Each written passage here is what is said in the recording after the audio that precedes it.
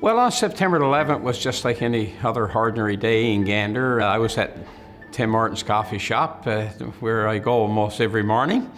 And when someone came in and said that a plane had crashed into the World Trade Center in New York, but it was only about probably 15, 20 minutes after when someone else said the second plane had crashed, and bells start to go off in your head that this is not normal.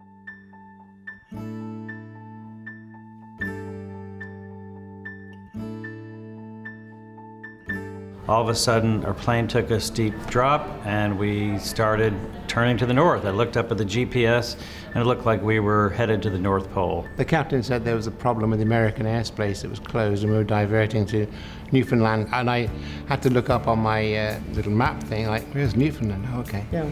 So we ended up with 38 aircraft, and we ended up with a little over 7,000 passengers for 5 days. A lot were from the United States. There was Germany, and there was France, and there was England, and there was Dublin, Ireland. We covered 98 countries. The first task we were given was to move furniture and make room on the floor for people to sleep.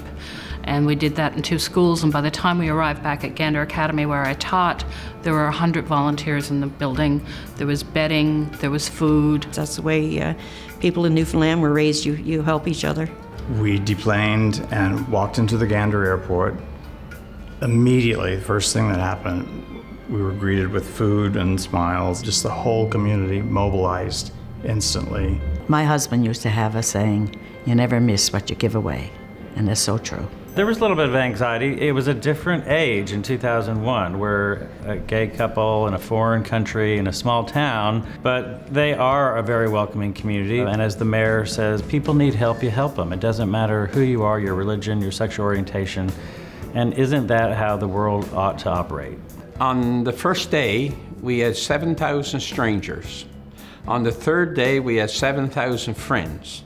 And on the 5th day, 7,000 family members.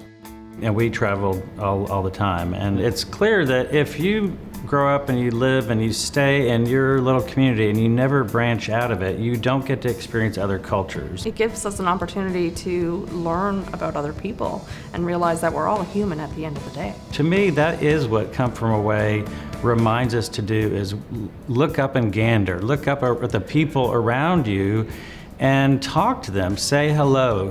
A smile, a simple gesture, a small act of kindness, a pay it forward, is really what's going to fix our broken world. It's a long journey, but I think we can get there, and I think this musical is changing people's lives throughout the world. There's no question about it.